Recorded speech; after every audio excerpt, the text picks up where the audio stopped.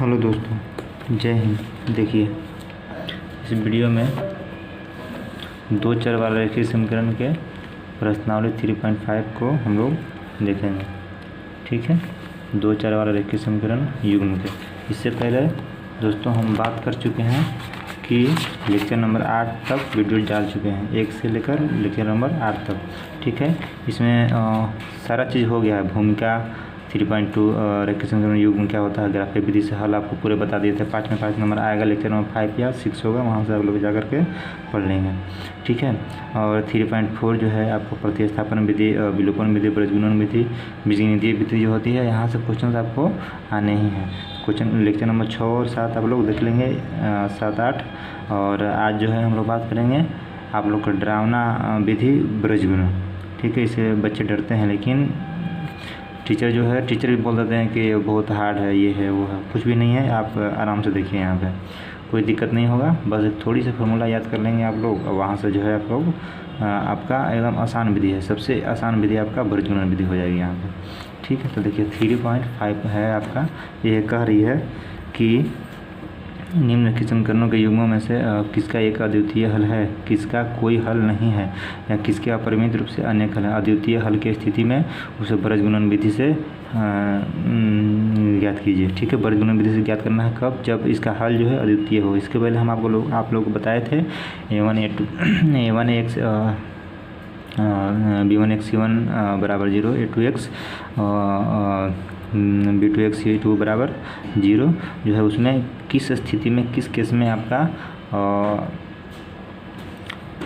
जो है समीकरण के हल होते हैं, जिसे संगत कहते हैं। और समीकरण का हल नहीं होंगे उसे असंगत कह देंगे। अद्वितीय उसे कहते हैं जो a1/a2 बराबर b1/b2 नहीं होता है। देखिए यहाँ पर ध्यान से,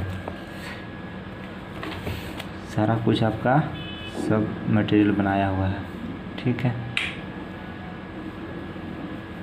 यहाँ से आप देखेंगे वो तो जो है आपका अद्वितीय हल। देखिए, ये हम अभी आपको बता दिए हैं। ठीक है, ये हम अभी आपको जो है बता दिए हैं, यही युग्म बनता है आपका।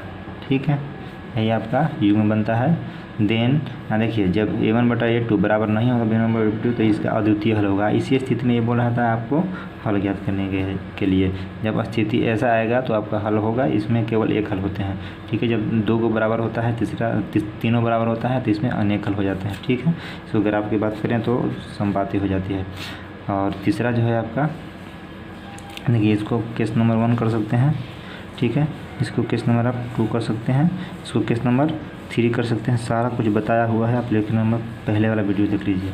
ठीक है, केस नंबर 3 है कि 2 को बराबर, तीसरा बराबर नहीं, तो कोई हल यहाँ पे संभव नहीं होता है। ठीक है, इसको भी आप बॉक्स में बंद कर लीजिए। ठीक है, बॉक्स में बंद कर लेंगे। अब देखिए यहाँ पे पहला आपका क्वेश्चन जो है यहाँ पे, देखिए पहला क्वेश्चन है कि x - 3y - 3 बराबर 0, 3x - 9y - 2 बराबर 0। इसको जो है आपको, इसमें आप देखिए कि x - 3y - 3 बराबर 0, 3x - 9y - 2 बराबर 0। तुलना करने पर ये ऊपर वाला समीकरण से तुलना करेंगे, ये समीकरण से आप तुलना करेंगे, एक से गुणन जो होगा a1 होगा, पहले हम बता चुके हैं। ठीक है, एक ही चीज़ को बार बार हम बताएंगे नहीं। तो आप वीडियो नहीं देखे हैं तो डिस्क्रिप्शन में लिंक दे देंगे, वहाँ जाकर के आप देख लीजिएगा। लेक्चर नंबर 1 से लेकर 8 तक, ये लेक्चर नंबर आपको 9 वीडियो बन रहा है। तो a1 का मान 1 हो जाएगा, b1 का मान -3, c1 का मान -3। ठीक है, c1 का मान दोनों आपका -3 हो जाएगी। ठीक है, यहाँ पे a2 का मान 3, b2 का मान -9 और c2 का मान -2 हो जाएगी। ठीक है, यहाँ पे देखिए कि a1/a2 बराबर b1/b2 बराबर नहीं होगा, c1/c2 क्यों नहीं होगा, यहाँ पर देख लीजिए 1/3। ठीक है, 1/3 और यहाँ से -3/-9, तो माइनस आपका प्लस बन जाएगा। और बराबर जो है आपका 3 करेंगे तो ये माइनस में क्या हो जाएगा, प्लस हो जाएगा। यहाँ पे माइनस प्लस हो जाएगा। देखिए, तो ये दोनों तो बराबर तो है, 3 कम 3, 3 3 के 9, 1/3 ये दोनों बराबर तो है, लेकिन तीसरा बराबर है, तीसरा बराबर नहीं है। तो इस स्थिति में हम क्या आपको बताएं कि तीसरा बराबर नहीं होता तो कोई हल नहीं होती है। जब हल ही नहीं होगा तब हल क्या ज्ञात कर लेंगे। ठीक है, तो इसलिए इस समीकरण युग्म का कोई हल नहीं होगा। ठीक है। दूसरा क्वेश्चन है, आप देख लीजिएगा अपना बुक में। दूसरा क्वेश्चन है आपका 2x + y = 5 और 3x + 2y = 8। इसको और में लिखेंगे तो इसको 5 को इधर लेके आ जाइएगा तो 2x + y - 5 = 0, 3x + 2y - 8 = 0। इसमें जो है आपका बाबू, इसमें जो है आपका a2 = 2, a1 = 2, b1 = 1, c1 = -5, a2 = 3, b2 आपका हो जाएगा 2, c2 बराबर हो जाएगा -8। तो यहाँ पे आप तुलना करेंगे a1/a2 b1/b2 से, तो 2/3 1/2। इसका कोई हल, ये देखिए ये दोनों बराबर है, 2/3 1/2। तो यहाँ पर लिखेंगे इस प्रकार a1/a2 बराबर नहीं है b1/b2 का। तो इस समीकरण का केवल एक हल होगा, यानी अद्वितीय हल होगा। इसी स्थिति में आपको हल ज्ञात करना था। देखिए किस विधि से ज्ञात करना था, तो वर्गगुणन विधि से। वर्गगुणन विधि बिल्कुल आसानी से समझिए, यहाँ पर बिल्कुल आसानी से समझिए, कोई इसमें दिक्कत परेशानी होने वाली बात नहीं है, ठीक है। देखिए वर्गगुणन विधि, वर्गगुणन विधि क्या कहता है, ज़्यादा दिमाग आपको लगाने की ज़रूरत नहीं है, ठीक है। ज़्यादा दिमाग लगाने की ज़रूरत नहीं है। अगर जो आप बोलेंगे तो हम इस पर एक अलग वीडियो बना देंगे कि कैसे इसका फार्मूला बनता है। एक छोटी सी फार्मूला आपको याद कर लेनी है, ठीक है। छोटी सी फार्मूला याद कर लेंगे यहाँ पे वर्गगुणन विधि से। वर्गगुणन विधि से आप यूज करेंगे, थोड़ा सा हाईलाइट कर दिए। तो x का मान यहाँ आपका निकल जाता है, ठीक है। x का मान b1 c2 - b2 c1 बटा a1 b2 - a2 b1। यहाँ पे हो जाएगा y का मान c1 a2 - c2 a1 बटा a1 b2 - a2 b1। ये कहाँ से आया, आप इसको याद कर लेंगे। अगर जो हम भूलिएगा तो बना देंगे वीडियो। यही आपका फॉर्मूला होता है वर्गगुणन विधि। इसको याद कैसे करेंगे, b1 c2 है ना, यहाँ b1 c2, फिर जो है c1 a2 है तो c1 a2 हो जाएगा यहाँ पे, ठीक है। यही आपको याद करना है। b c a पहला, दूसरा जो है आपका x के लिए हो जाएगा, फिर c a जो है आपका b y के लिए हो जाएगा। नीचे में दोनों सेम रहता है, ये भी नीचे में दोनों आपका सेम रहता है, ठीक है। अब x का मान आप बैठाइएगा बहुत, 1 × -8 -2 × -5 है, 2 × 2 -3 × 1। आप कहेंगे कि सर ये कहाँ से बैठा दिए आप, तो देखिए यहाँ पे बिल्कुल देखिए b1 c2, देखिए तो यहाँ पे b1 कहाँ गया,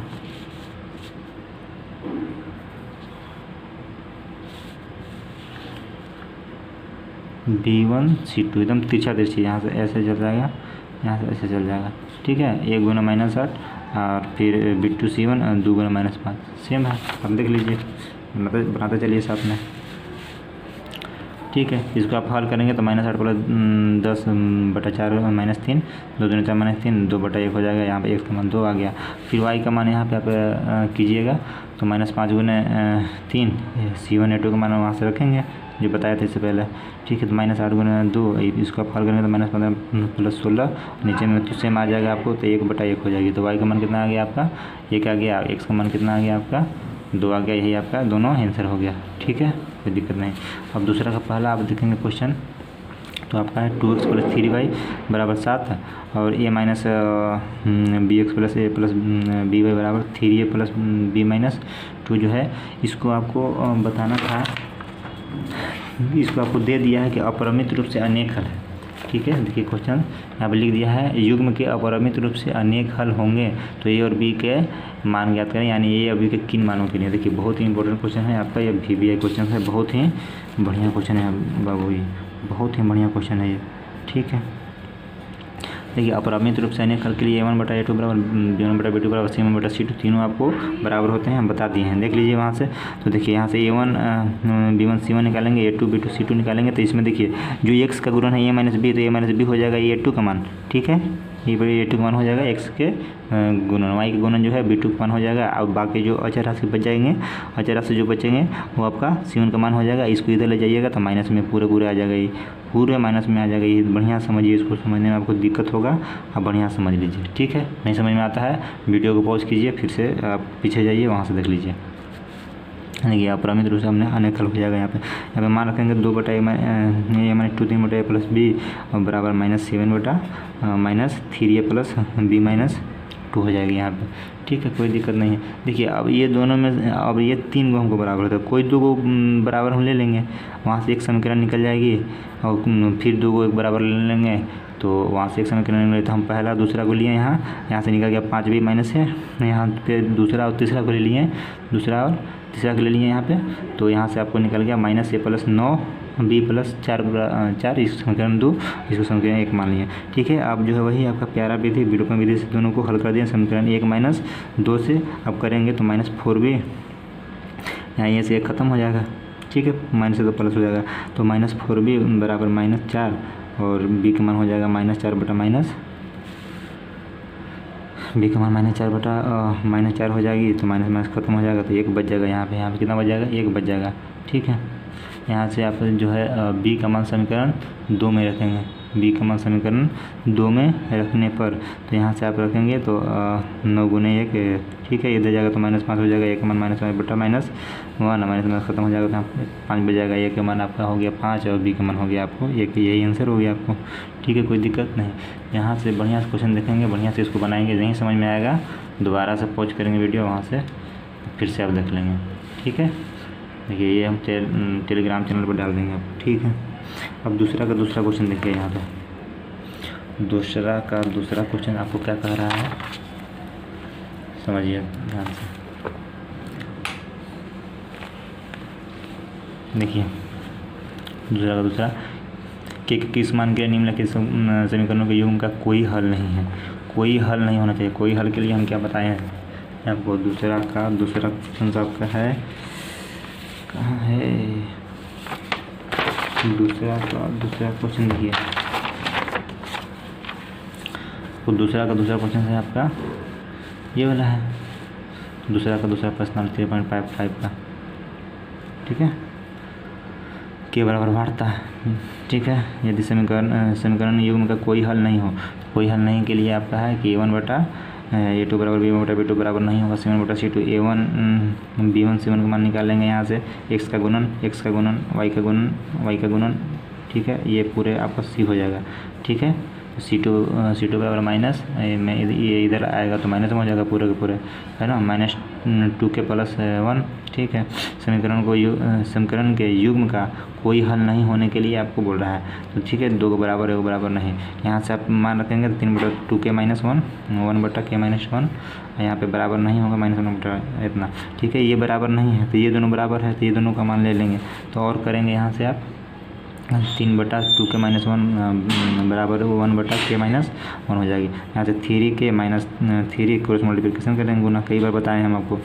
ठीक है, 3 के -3 बराबर 2 के -1 हो जाएगा, तो यहाँ से हो जाएगा 3 के 2 के इधर आएगा तो माइनस में हो जाएगा, इधर 3 इधर जाएगा तो प्लस में हो जाएगी, और 3 - 1 बराबर 2, तो के मान कितना या 2 हो गया। बहुत ही आसान क्वेश्चन था। ठीक है, ध्यान से आप लोग देख लीजिए, स्क्रीनशॉट भी ले सकते हैं, नहीं तो टेलीग्राम चैनल हम को बनाएंगे, वहाँ से आपको डाल देंगे पेज वाइज। ठीक है, यहाँ पेज नंबर 28 है ये। अब तीसरा का पहला क्वेश्चन देखिए, तीसरा का पहला क्वेश्चन आपको क्या कह रहा है, समझिए ध्यान से। देखिए, निम्नलिखित समीकरण के युग्म को प्रतिस्थापन एवं बृहत गुणन विधियों से हल कीजिए, किन विधि को आप अधिक उपयुक्त मानते हैं, यही क्वेश्चन है आपका। ठीक है, क्वेश्चन ध्यान से देख लीजिए, आप बुक में साथ में रखेंगे, जब पढ़ाई करेंगे तो बुक और कॉपी पेन कलम आप साथ में रखेंगे। ठीक है, तो तीसरा का जो पहला क्वेश्चन है, एक ही क्वेश्चन है, पहला क्या एक ही क्वेश्चन है तीसरा का। ठीक, यही है प्रतिस्थापन विधि से हल किए हैं। तो प्रतिस्थापन विधि से हम हमको क्या बताते हैं कि पहले वाला ले लेना, उसमें से 1 के मान निकाल लीजिए, तो 1 से मान कितना आ जाएगा 9 - 5/8 है, समीकरण 1 मान लेंगे। पुनः जो है आपका दूसरा वाला लेंगे, यहाँ पे दूसरा वाला युग्म उठाएंगे तो 3x + 2y बराबर इतना, समीकरण 1 को इसको 2 मान लेंगे, समीकरण 1 को 1 का मान 2 में रखने पर देखिए वीडियो नंबर 5 या 6 होगा, लेक्चर नंबर 5 या 6 हो जाएगा, वहाँ से आप प्रतिस्थापन विधि समझ लेंगे बढ़िया से। ठीक है, उसमें बताया हुआ है सब, पूरा अच्छा से बताया हुआ है, अगर जो वीडियो नहीं देखे हैं तो। ठीक है, आपके पास तो कई सारी चीज़ें हैं कि आप वीडियो को बार पॉज कीजिए, आप 2-3 सेशन में बांट के पढ़ सकते हैं, लेकिन पढ़िए ध्यान से, तभी आपका 100 में 100 जो मेरा टारगेट है वो आएगा। और जब एग्ज़ाम का रिजल्ट आएगा तो आप ज़रूर बताएंगे कमेंट में। और हम आपको वीडियो में इस चैनल पर लाएंगे और बताएंगे बच्चों को, ताकि जो है वो मोटिवेट होकर आगे पढ़ाई करेंगे और आपकी तरह 100 में 100 लाएंगे। ठीक है। 3 इंटू एक्स का मान रखते हैं 9 - 5y बटा 8 प्लस 2y बराबर 4। यहाँ से 9 दिया 27 - 15y। ठीक है, बटा 8 यहाँ से प्लस 2y बराबर 4 हो जाएगा। यहाँ पर 27 - 15y प्लस 16 हो जाएगा। यहाँ पे 8 दूना 16, इसके नीचे कुछ नहीं है तो एक 8 एलसीएम ले लिए थे।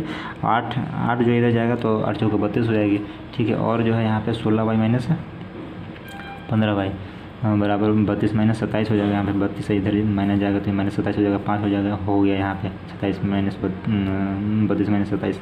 तो y का मान 5 आ गया। y का मान समीकरण 1 में रखने पर समीकरण 1 में आप रख देंगे यहाँ पे x का मान 9 - 5 × 5 25 हो जाएगी। तो -16 बटा 8 और -2 हो जाएगा। यहाँ पे कितना हो जाएगा -2 हो जाएगा। x का मान -2, y का मान 5 हो जाएगा। ठीक है, अब इसी क्वेश्चन को आपको ब्रज गुणन विधि से बनाना है। इसी क्वेश्चन को बाबू आपको ब्रज गुणन विधि से बनाना है। तो देखिए, इसी क्वेश्चन को ब्रज गुणन विधि से बनाने पर दूसरा कहाँ से लिख दें तो सेम ही क्वेश्चन था। इसमें जो है आपको a1 का मान 8, b1 का मान 5 है और c1 का मान 9। कहाँ से देखिए, ये देखिए यहाँ पे -9 हो जाएगी। यहाँ पे ब्रज गुणन विधि क्या था आपको, y बराबर c1 a2 - c2 a1। ठीक है, बटा a1 b2 - a2 b1। नीचे वाला आपको सेम होता है, आधार जो है वो सेम होता है, सेम समझिएगा। ठीक है, b1 c2 x का मान, ठीक है, -b2 c1 बटा a1 b2 - a2 b1। यहाँ y का मान आप रखेंगे तो जो है c1 a2, देखिए c1 a2 तिरछी गुना हो गया, c1 a2 -9 गुना 3 और ये करेंगे तो -4 गुना 8 हो जाएगी।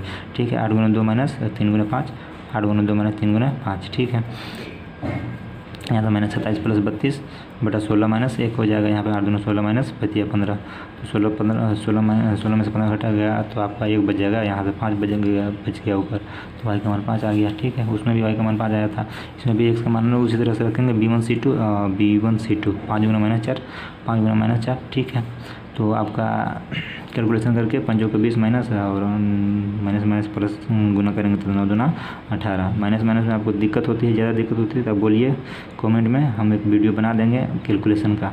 ठीक है, कि कैसे जोड़ घटाव करते हैं, आपका कोई दिक्कत नहीं है। आप देखिए तो -2 बटा 1 हो जाएगा, -2 बटा 1 यानी -2। तो x का मान -2 और y का मान 5 हो जाएगा। दोनों विधि में सबको विधि अच्छा लगा, हमको तो ब्रज गुणन विधि